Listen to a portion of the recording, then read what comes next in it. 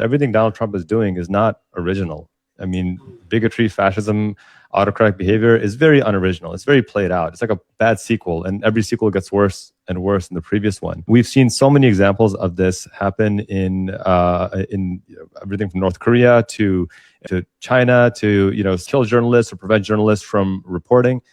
And again, this is why our First Amendment is so critical in this space. The freedom of the press was explicitly enumerated. This is not an interpretation by a Supreme Court later on. This is not something that we can, presume might be there.